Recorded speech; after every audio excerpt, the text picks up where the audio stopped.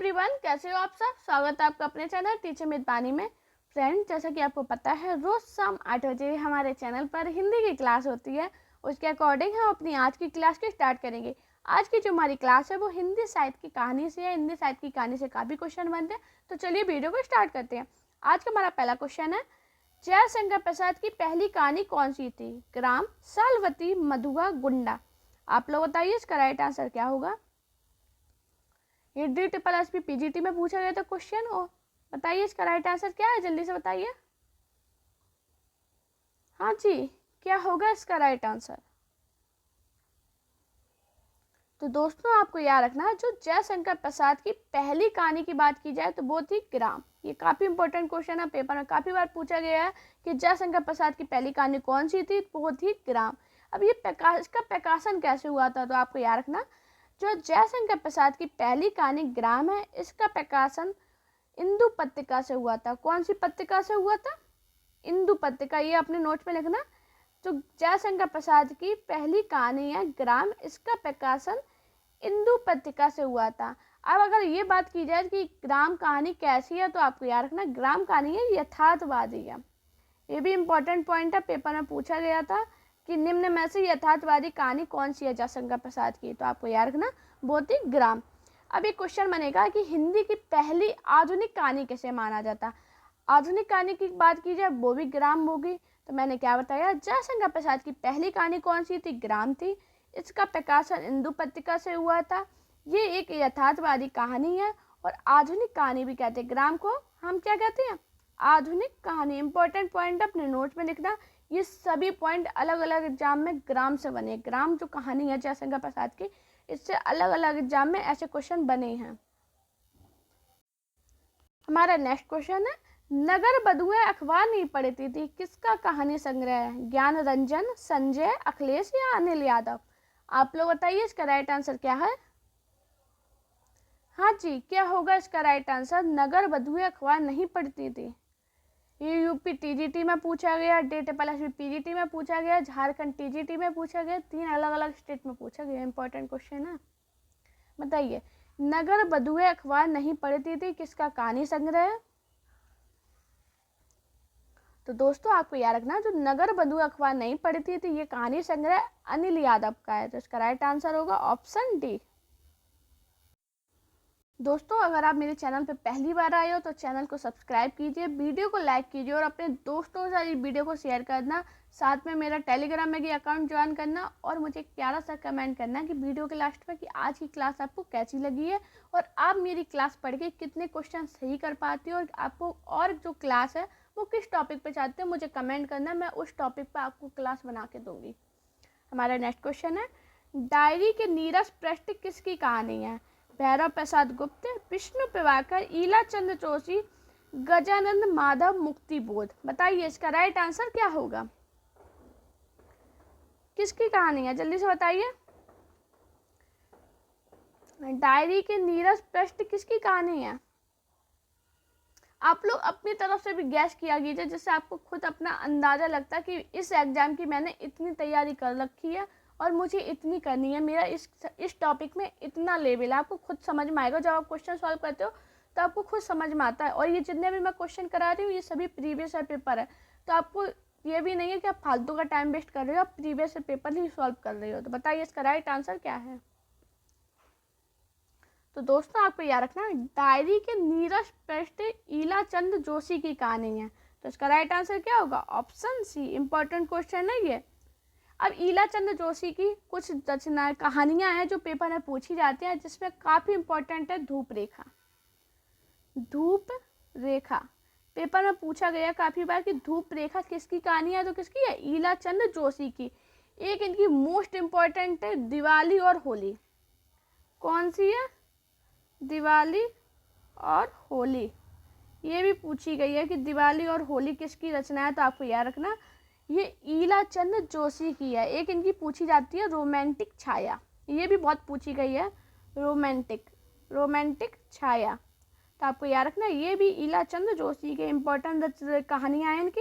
ये अपने नोट्स में लिखी है। मैंने क्या बताया, डायरी के नीरस पृष्ठ कहानी है वो ईला चंद्र जोशी की है। इनकी अन्य कहानी की बात करें तो धूप रेखा, दिवाली और होली, दिवाली या दीपावली नहीं, आपको याद रखना, दिवाली और होली, रोमांटिक छाया, ये इनकी ऐसी कहानियां जो पेपर में अलग अलग एग्जाम में पूछी गई हैं।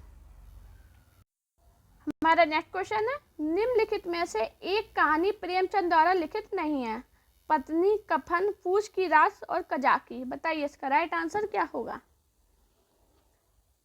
ये भी DSSP PGT और UP TGT में पूछा गया था, तो बताइए इसका राइट आंसर क्या है। ये जो क्वेश्चन आप किसी भी स्टेट से तैयारी कर रहे हो, अगर TGT PGT या उस एग्जाम की तैयारी कर रहे हो जिसमें हिंदी अच्छे से पूछी जाती है, तो उसके लिए ये बेस्ट क्लास है। इससे ज़्यादा मुझे नहीं लगता कोई आपको बेस्ट क्लास मिलेगी, क्योंकि ये क्वेश्चन मतलब सभी एग्जाम का एक निचोड़ है, ये समझ लीजिए। बताइए, निम्नलिखित में से एक कहानी प्रेमचंद द्वारा लिखित नहीं है। हाँ जी, जल्दी से बताइए। तो दोस्तों आपने ये पढ़ी होगी, कफन किसकी है, प्रेमचंद की। पूछ की रात प्रेमचंद की। कजाकी पूछ किसकी है, प्रेमचंद की। जो पत्नी कहानी है ये प्रेमचंद द्वारा लिखित नहीं है। इंपॉर्टेंट क्वेश्चन है। अब इसमें एक क्वेश्चन बनेगा कि पत्नी कहानी अगर प्रेमचंद द्वारा लिखित नहीं है तो किसके द्वारा लिखित है, बताइए जल्दी से। तो दोस्तों आपको याद रखना, जो पत्नी कहानी के लेखक है वो है जैनेन्द्र। तो आपको याद रखना मैंने क्या बताया, एक कहानी प्रेमचंद द्वारा लिखित नहीं है। तो ये जो तीन है, अब ये तीन कहानी ऐसे आपको याद होगी कि कफन, पूछ की रात और कजाकी, ये प्रेमचंद की कहानी है। और जो पत्नी कहानी है ये प्रेमचंद की नहीं है, और ये किसकी है, जैनेन्द्र की। इंपॉर्टेंट क्वेश्चन है, मैं अच्छे से आपको समझाती हूँ। जितना भी मैं अलग से बताती हूँ अपने नोट्स में लिखा कीजिए। आप जब अपने पेपर देने जाओगे आपको खुद समझ में आएगा कि मैम ने कोई फालतू की चीज़ें नहीं बताई थी, जितनी बताई थी काम की बताई थी। हमारा नेक्स्ट क्वेश्चन है, सलाम कहानी संग्रह के लेखक कौन है। मोहनदास नेमिष राय, ओम प्रकाश वाल्मीकि, जयप्रकाश करदम, अरविंद राही। बताइए जल्दी से इसका राइट आंसर क्या होगा। हाँ जी दोस्तों जल्दी से बताइए। ये GDC 2021 में पूछा गया था क्वेश्चन, और NBS TGT में पूछा गया था। जल्दी से बताइए इसका राइट आंसर क्या होगा। सलाम कहानी संग्रह के लेखक कौन है। हाँ जी बताइए इसका राइट आंसर क्या होगा। तो दोस्तों आपको याद रखना, जो सलाम कहानी के संग्रह के लेखक हैं वो है ओम प्रकाश वाल्मीकि। इसका राइट आंसर है ऑप्शन बी। अब ओम प्रकाश वाल्मीकि से क्वेश्चन बनता है कि दलित साहित्यकार कौन है। पेपर में आया था क्वेश्चन कि निम्न में से दलित साहित्यकार कौन है, तो उसमें ऑप्शन था ओम प्रकाश वाल्मीकि। तो आपको याद रखना, जो ओम प्रकाश वाल्मीकि है ये दलित साहित्यकार है। इंपॉर्टेंट पॉइंट है, अपने नोट्स में लिखिए। अलग से जितना भी बताती हूँ लिखा कीजिए। हाँ जी, मैंने क्या बताया, सलाम कहानी संग्रह के लेखक ओम प्रकाश वाल्मीकि है, और जो ओम प्रकाश वाल्मीकि है दलित साहित्यकार है। हमारा नेक्स्ट क्वेश्चन है, जेहाद कहानी के लेखक हैं शेखर जोशी, ज्ञान रंजन, अमरकांत, गोविंद मिश्र। जल्दी से बताइए इसका राइट आंसर क्या होगा। आप लोग मुझे ये जरूर कमेंट में बताना कि आप कितने क्वेश्चन मेरे सही कर पाते हो। मैं आपको जितने भी क्वेश्चन कराती हूँ ये, इसमें कितने क्वेश्चन आप सही कर पाते हो, मुझे कमेंट जरूर किया कीजिए। बताइए इसका राइट आंसर क्या होगा जल्दी से। जेहाद कहानी के लेखक कौन है। हाँ जी, तो दोस्तों आपको याद रखना, जो जेहाद कहानी के लेखक हैं वो है गोविंद मिश्र। तो इसका राइट आंसर होगा ऑप्शन बी। अब गोविंद मिश्र की कुछ कहानियां जो पेपर में पूछी जाती हैं, जिसमें काफ़ी इंपॉर्टेंट है खाक इतिहास। खाक इतिहास ये पेपर में काफ़ी बार पूछी गई है कि खाक इतिहास कहानी किसकी है। तो आपको याद रखना ये है गोविंद मिश्र की। एक इनकी पूछी जाती है पागल बाबा, नहीं पगला बाबा, माफी चाहेंगे, पगला बाबा। ऑप्शन में पागल बाबा भी था, वही याद आ गया मुझे। पगला बाबा किसकी रचना है, गोविंद मिश्र की। खाक इतिहास किसकी कहानी है, गोविंद मिश्र की। एक इनकी पूछी जाती है धांसू। कौन सी पूछी जाती है, धांसू। तो मैंने क्या बताया, जेहाद कहानी के लेखक गोविंद मिश्र हैं। इनकी अन्य कहानियां कौन सी है, खाक इतिहास, पगला बाबा, धांसू। पगला आपको याद रखना, पागल भी था ऑप्शन में, वही मुझे अभी याद आ गया, मैं खुद आपको गलत बोल गई। तो आपको याद रखना पगला बाबा था, ना कि पागल बाबा। हमारा नेक्स्ट क्वेश्चन है, निम्नलिखित में से सही युग्म का चयन कीजिए। 420%, यशपाल। चंदन महाशय, रंगे राघव, डॉक्टर कृष्णचंदन, मंगला, उपेंद्र नाथ आस्के। बताइए इसमें कौन सा सही युग्म है, जल्दी से बताइए। हाँ जी,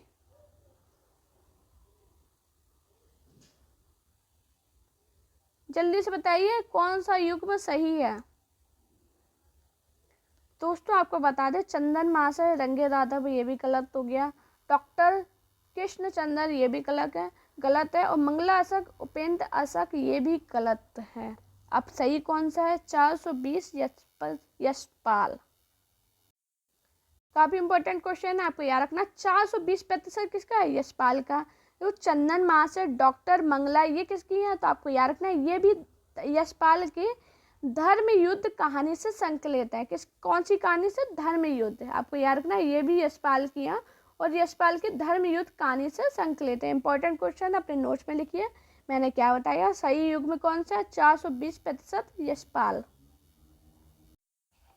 हमारा नेक्स्ट क्वेश्चन है, इनमें से कौन सा कथाकार उत्तराखंड से संबंधित नहीं है? अमरकांत, शेखर जोशी, शैलेश मटियानी, हिमांशु जोशी। बताइए इसका राइट आंसर क्या होगा। हाँ जी, क्या है इसका राइट आंसर?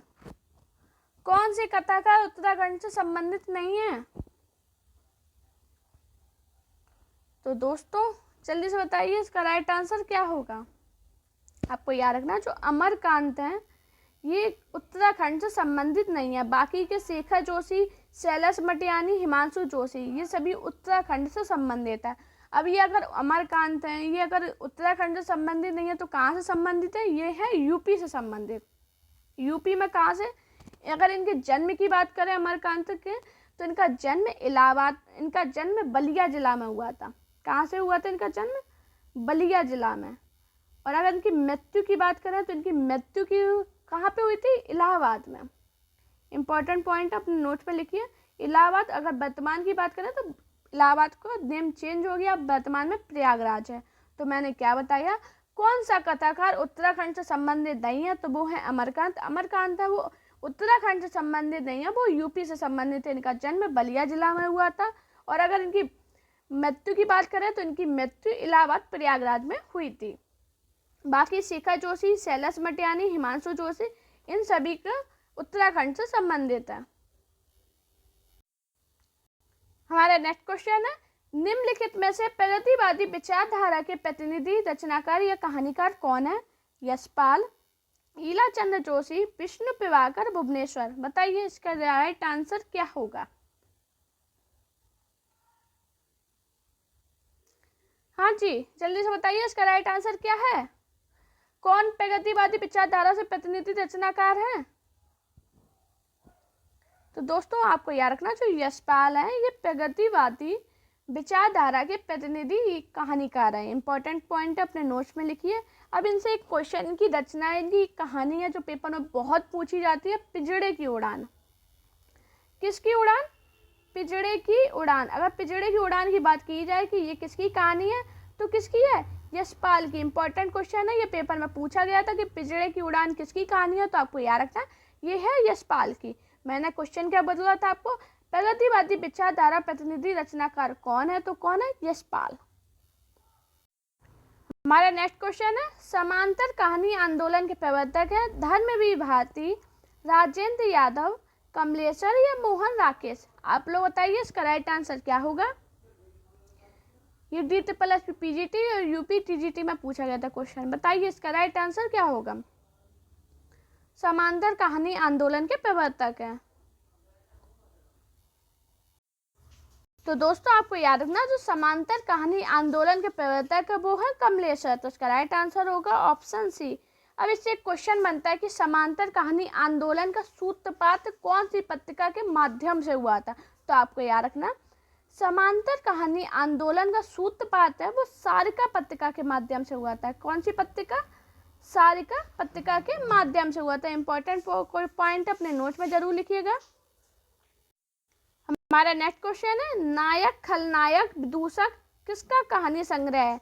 ममता कालिया, मन्नू भंडारी, राजेंद्र यादव या मैत्री पुष्पा। बताइए इसका राइट आंसर क्या होगा। हाँ जी, क्या है इसका राइट आंसर? नायक खलनायक विदूषक किसका कहानी संग्रह है? जल्दी से बताइए। तो दोस्तों आपको याद रखना, जो नायक खलनायक विदूषक मुन्नू भंडारी की कहानी है, तो इसका राइट आंसर होगा ऑप्शन बी। हमारा नेक्स्ट क्वेश्चन है, उसने कहा था कहानी के रचनाकार हैं प्रेमचंद, सुदर्शन, चंद्रधर शर्मा गुल्लेरी, विशंबर नाथ शर्मा कौशिक। बताइए इसका राइट आंसर क्या है? हाँ जी, उसने कहा था कहानी के रचनाकार कौन है? जल्दी से बताइए कमेंट में। तो दोस्तों आपको याद रखना, उसने कहा था कहानी के जो रचनाकार है वो है चंद्रधर शर्मा गुल्लेरी। इसका राइट आंसर होगा ऑप्शन डी सी। अब इससे क्वेश्चन बनेगा कि जो उसने कहा था कहानी जो प्रकाशित हुई है वो कौन सी पत्रिका से प्रकाशित हुई थी? तो आपको याद रखना है कौन सी पत्रिका से? सरस्वती पत्रिका। इंपॉर्टेंट पॉइंट है, ये पेपर में पूछा गया कि सरस्वती पत्रिका से प्रकाशित हुई कहानी कौन सी है। तो आपको याद रखना उसने कहा था, उसकी सन की बात करें तो 1915। इम्पोर्टेंट, मैंने क्या बताया? उसने कहा था 1915 ईस्वी में सरस्वती पत्रिका से प्रकाशित कहानी के रचनाकार चंद्रधर शर्मा गुल्लेरी है। तो इसका राइट आंसर होगा ऑप्शन सी। हमारा नेक्स्ट क्वेश्चन है, किस कथाकार को पहाड़ का प्रेमचंद कहा जाता है? विद्यासागर नौटियाल, बटरोही, शेखर जोशी, पंकज वशिष्ठ। बताइए इसका राइट आंसर क्या होगा?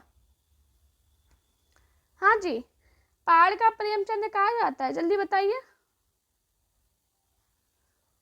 जल्दी से बताइए इसका राइट आंसर क्या होगा?